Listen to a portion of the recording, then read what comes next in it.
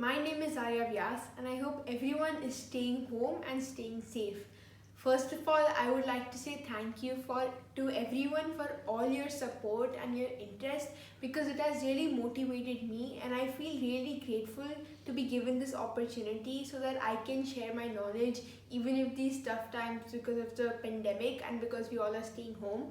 As chess is a very productive way of spending your time with your family and also because it will help you in many different ways like concentration, focus and memory.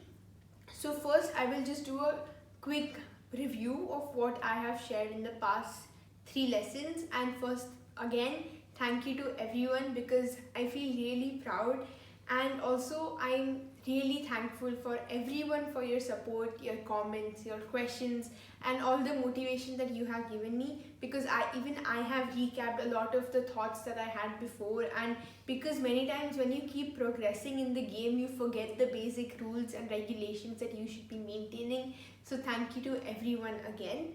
So I will just review what I have said in the past 3 lessons.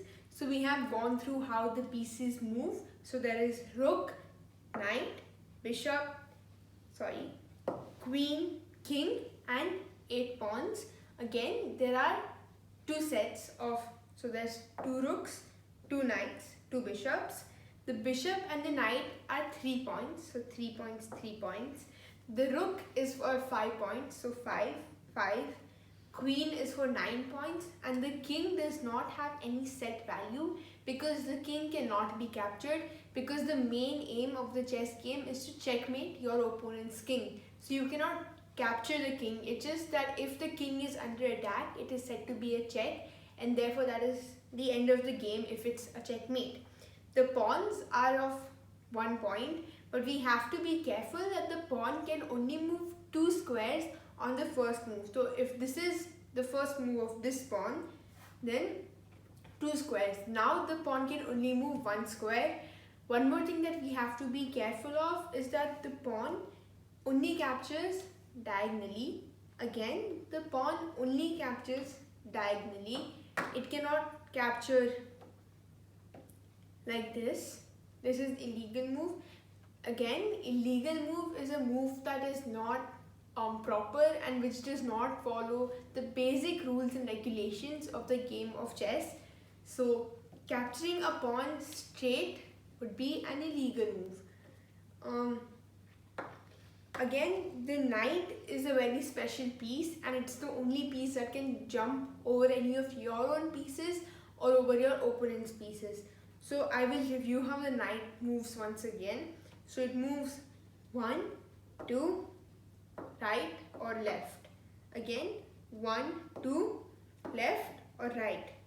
It can also move this way. It is not compulsory for it to move forward, but because right now the only other square the knight can move to is the square on e2, but it's not possible because another piece is already occupying that square. So that is one more very basic rule in the game of chess, that only one piece can occupy one square. 2 pieces cannot occupy the same square. Again, the main aim of the chess game is to make your opponent's king vulnerable and give him a checkmate. So that because you cannot capture a king. I repeat, if you capture the king, it would become an illegal move, and illegal moves are like a penalty. If you make 2 illegal moves, you automatically lose a game. Even if it's a winning game, you can lose it. So it's important to make sure that you do not play illegal moves because you will be risking your game for no reason. And again, chess is a very psychological game. So if you make an illegal move, it kind of shows your opponent that you are scared or you are under pressure. So you're supposed to stay calm. And one more tip is that during the games, it might seem weird to you, but every interval of 10 to 15 minutes, you should keep smiling. So once you smile, it gives refreshes you. It would give you more ideas. It kind of opens up your type of possibilities, the type of thoughts that you would have. It would just brighten it up. So it might give you more motivation and more determination to win the chess match.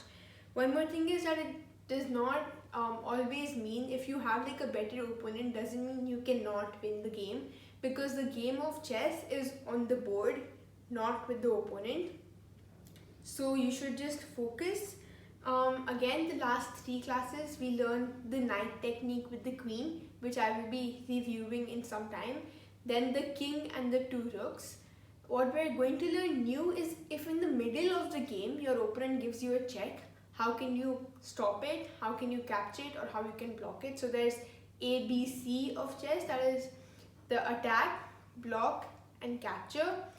So that.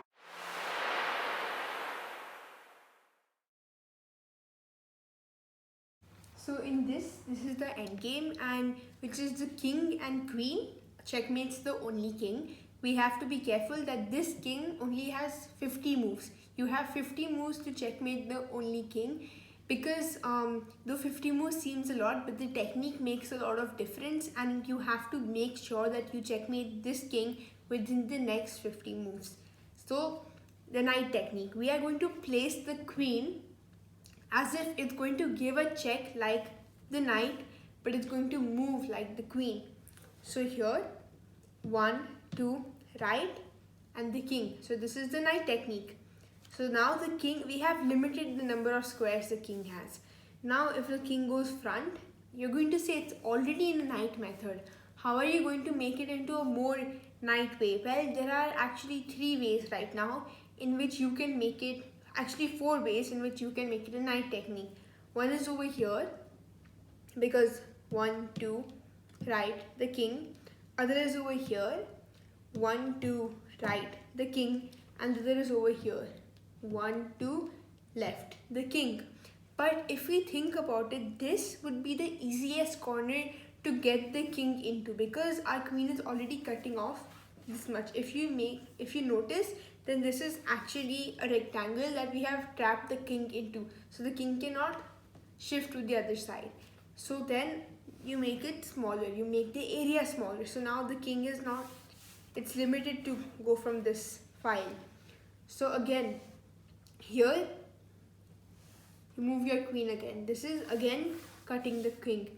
Now over here we have to be careful because the king has already entered the corner. This file is the corner file already, and so we have to be careful of a stalemate. What is a stalemate? So a stalemate is in which there's not a check, but black has no other possible moves. So for example, I'll show you an example of a stalemate.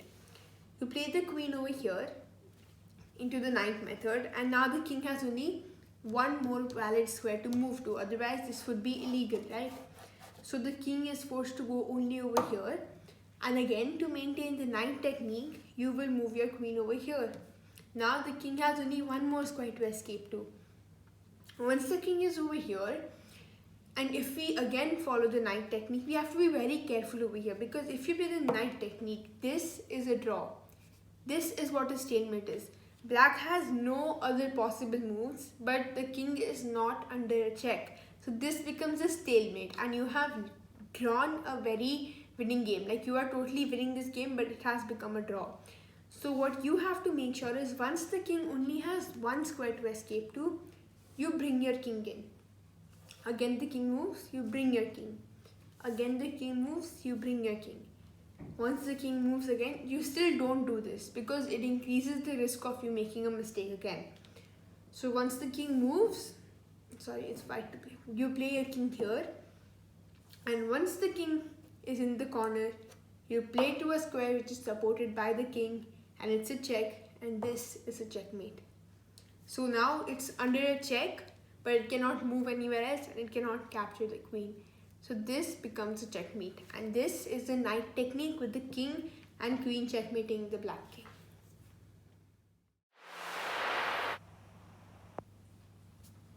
This is the endgame ladder technique with the king and 2 rooks.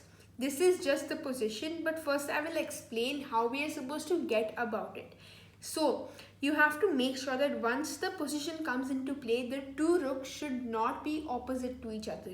In fact, they should be next to each other, or like next to each other on the ranks, because we have to make sure that the king is limited from moving away. If both of the rooks are together and if both of them move away, then the king will be able to escape to the opposite side. How do we know which is the opposite side and which is the closer side? it's very obvious. You count the number of squares between the last two ranks. So if you notice, there are actually 1 and 2, only 2 squares between the king and the last rank.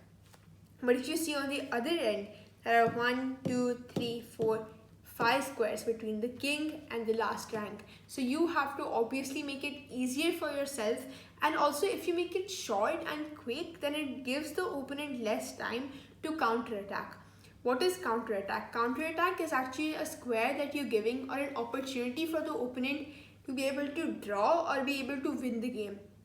There is no way that black can win this game, but yes, there are possible chances of a stalemate. So you have to continuously try to limit the number of squares that the opponent's king has, and just keep on reducing the number of places that the king can escape to. So now it's white to play, and what do you first do? First you take the rook that is the most far away from the king.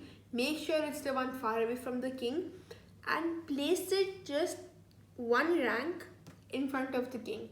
What are you doing? You're actually cutting off this side for the king. Now the king is either forced to go back or stay in the same rank. It is, most of the players will stay in the same rank. Why is that? Because once it goes back, it's just going to reduce their own number of squares. So they are going to try and maintain themselves on the same rank. So they come closer. Now you bring the other rook and give it a check. Now the king cannot escape here. That is why the rook is not supposed to be opposite to each other. Once the rooks are opposite to each other, they only cover up one rank. But when they are not opposite to each other, it actually covers up more space. So now the king cannot escape to this side, so he is forced to go back. What do? Yes, you bring your other rook. And now the king is again forced to go back because he has no space in the front. Now, if the king goes here, then this becomes a mate in one move. How? Checkmate. The king again cannot escape over here because the other rook is stopping it. Then now you understand why it's called a ladder technique, because we are stopping it ladder, piece by piece, rank by rank. Now over here, this is the best option for black. Why? Because we cannot give a checkmate like this anymore, because the king can capture the rook. So what do? You just simply move your rook completely to the opposite side, and now this is an inevitable checkmate. The king comes here, and this is checkmate. This is the ladder technique with the king and two rooks against one king in the endgame.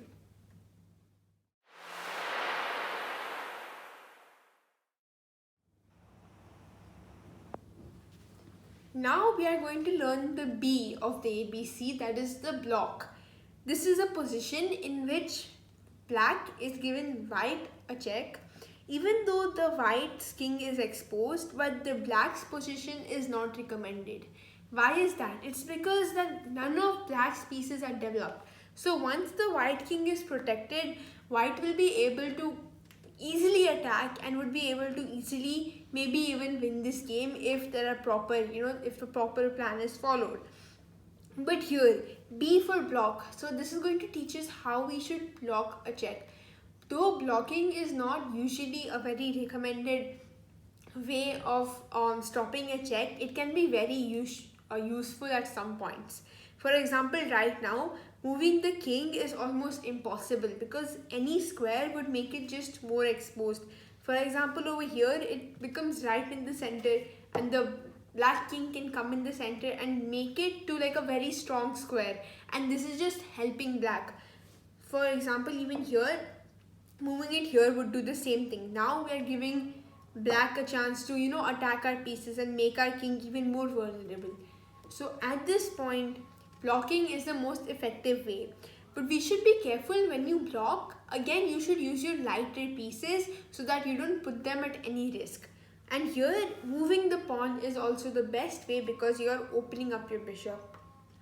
This shows us that early in the opening, you should not move your queen alone because this makes it very weak and unsupported. Again, over here, black is giving white a check. Though the white king is attacked and it is slightly vulnerable, blocking is the best way to stop this check. So A, B, C, this is the B, that is blocking.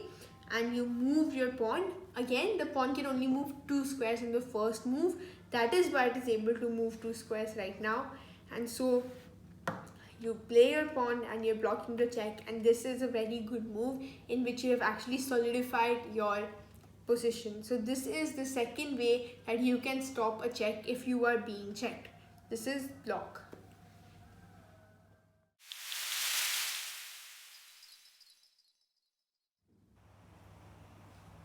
Okay, so now we are going to learn the C, A, B, C of chess, that is capture. Here, both of the kings are very well protected, but black is a rook down, but black's position is better than white. Can you tell why? It's because black's pieces are more coordinated and they are more in contact with each other. Also because they are pointing in the right direction, because right now the center is the main focus and all of black's pieces are towards the center, but white's pieces are continuously attacking to the king's side, though there is no proper attack over there. This is known as an amateur attack. An amateur attack is when you try to keep attacking one side, but there is no scope of actually being able to make it vulnerable, to exploit any weakness. Because seemingly there is no very big weakness right now. In chess, a square or a piece is only known to be a weakness when you can attack it, and immediately there is no square that you can attack right now.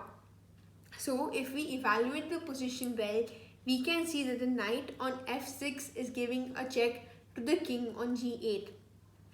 Also, compared to the knight, you should never give up your bishop in comparison to a knight. This is because of the double bishop advantage. Two bishops are known way stronger than two knights, especially in such an open position. So right now, the best way to capture the knight is obviously with your own knight. One more thing is because you are attacking your opponent's pawn. Because when you move your knight, you did a discover attack to your opponent's pawn, and this makes the opponent's pawn weak. Also, one more thing is that capturing with the pawn, you are just helping your opponent. Your opponent has been waiting for you to do this. Why? So that he can bring his own bishop, and now your king is very vulnerable and it's almost a checkmate. So you should never move the pawns in front of your king. So now the best way to capture the ABC, capture the knight, is by your own knight. Now the thing is that now even white has the opportunity to capture. How is that? Because he can capture your own knight. Now once again you can capture, but don't capture with your pawn, capture with your bishop. And now this, you are going to get this pawn because you have two attacks, and right now white has zero defenses for this pawn, and you will be winning this pawn for yourself. So this is the ABC capture of chess. It is actually a very important part of the chess game. Also, you have seen in this position how calculation also plays a very important role in the game of chess. This was capture, and you should always have capture in mind, and because capture is something that can turn the whole game. If you do the right captures, you can win a game. If you do even one wrong capture, then you can lose the entire game.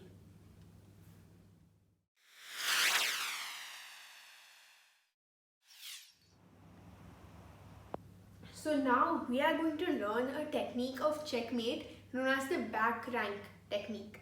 Now this can either be applied in the middle game or in the end game. This is also sometimes, if your opponent makes a very big mistake, it is also used in the opening. So this is a very useful end game that we should be very thorough with, because if you don't pay attention, it is also very easy to be back rank checkmated.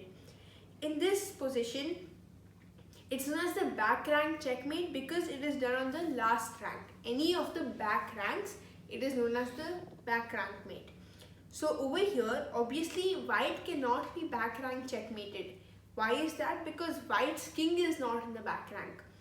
Also because before this game had been before in the end game or in the middle game or in the opening, when this move was played, it might be called a prophylactic move. it's called a prophylactic move is when you keep the future in your mind and then play a move. When this is done, you're actually giving yourself a place to escape, and now that has come in handy. But in this case, black has not played a prophylactic move, and that's why it has no square to escape to, and that's why back rank checkmate is almost unavoidable. So over here, the white's king is on the g2 square, which is again not on the back rank. The back rank is the first rank and the 8th rank. These are your two back ranks where the back rank checkmate can be done. So here we first of all notice that the white king is on g2 because it's on the g file, second rank, so g2, while the black king is on g8. Right now itself we notice that the king of black is on the back rank, and therefore it has the chances of being back rank checkmated. Again, black has not played a prophylactic move, and it has therefore no squares to escape to. So it is white to play, and back rank checkmated can only be done by the rooks or the queen. Over here, both white and black do have a rook, but as I mentioned before, white cannot be back rank checkmated. So here, the easiest way to checkmate black is by using the back rank checkmate. So right now you play the rook on c3 to rook on c8, that is a check, and black has only two ways to stop the check. So that is either by the bishop or by the rook. This is unavoidable, and the checkmate is almost done, like black has lost this game, except if white does a very stupid mistake, which is not going to be possible. So here you can only lengthen the game by two moves. So the bishop comes to d8 to block the check. Again, this was A, an attack, and this was B, a block. So now this is rook cross d8, which is a capture. So right now itself we notice that this whole game of chess revolves around the ABC, attack, block and capture, and this was a capture and an attack. Again, rook on e8, which is a block, and then rook takes e8, checkmate. This was an attack and capture, and now the black king has been checkmated on the back rank, and so this is known as the back rank checkmate. This was just one tactic. I will be showing two more so that you properly understand the concept. So this is going to be the second tactic or the puzzle that we are going to solve again for back rank checkmate. This is slightly different. Why is that? It's because both of the kings are actually on the back rank, but this time even white can be back rank checkmated, but it's not easily possible. Why is that? It's because white has properly protected the white king, and there is no way that any of these queen or these rooks will be able to come to the back rank and actually checkmate. So here I want you all to put this position on your own chessboard, because this has a lot of calculation to do. You have to be able to see at least 3 moves in front, but this is again a back rank checkmate because it is done in the back rank. Here we are going to do something called a sacrifice. What is a sacrifice? Sacrifice is giving up a piece for getting a bigger advantage. Over here we are going to give up our queen and our rook, but to checkmate our king, their opponent's king, because the main aim of the game is to do a checkmate.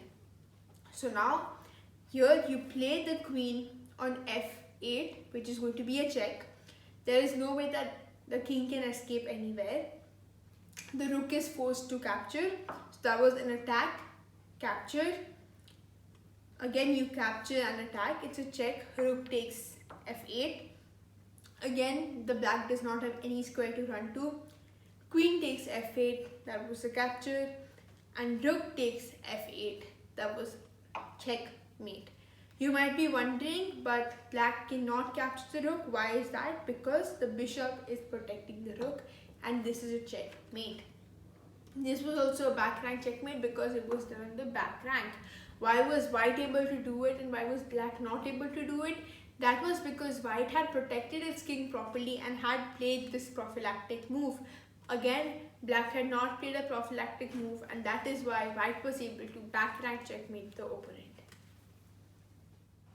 So for now, we have covered the ABC of chess, that is attack, avoid, block, and capture. Now, how do these help us in the actual game? In the actual game, these three methods are the ways that you will be able to win the game. Especially for capture, you have to be very careful. One more thing is that every time you play a piece or you play a move, you have to keep these three things in mind. For example, your opponent plays a move, you should think A, B, C. Is there any way that I can attack the opponent? Is there any attack that my opponent has done so I can avoid it? Is there any check or any attack that my opponent has done to me so that you can block it, so you can stop yourself from losing any piece or doing a silly mistake like an illegal move or just giving up a piece for no reason? Or if there is C, any capture. So if your opponent has played a move that is a blunder in which you can easily capture a piece for free. So that is why every time in the game of chess, every time you play a move, every time your opponent plays a move, you have to keep A, B and C in your brain. Attack, avoid, that is A, attack and avoid, block and capture. These three things are things that you should always keep in your brain. If you always think about these properly, then you have almost 90% chances of never making a mistake in your game. This is something we easily forget, even I keep forgetting, and sometimes this is how people make mistakes even at a higher level. These small things that you miss end up making a very big mistake in the game. So always remember A, B and C, attack or avoid, block and capture in your games. Also in the capture, we saw that there were actually 2 or 3 moves that caused the effect, how the next moves continue. We saw that. Now that is called calculation. For helping your calculation, you should do something called blind chess. You should play chess without actually using your board. So you imagine the position in your brain. This will help you to able to visualize 3 or 4 moves ahead, because initially only 3 or 4 moves ahead is fine, but as the game progresses, as your level increases, we are expected to think of at least 8 to 9 moves ahead and at least 4 different variations at each move. So that makes it really hard if you don't have proper calculation techniques, and for that you should play blind chess. I have also gotten some queries about how the chess clock works and how the different types of tournaments are, and how the proper, how the rules and regulations are followed in tournaments. I'll be covering that up in the next lesson. Again, you have to be careful that calculation is a very important part of the chess game. The one more reason why I was saying the chess game is very productive is because calculation is also applied in real life. It's a very practical thing that helps us, foresight, like if I do this, these are going to be the consequences. That is what the game of chess teaches us. Every move that you play, since the first move to the last move, causes the end result.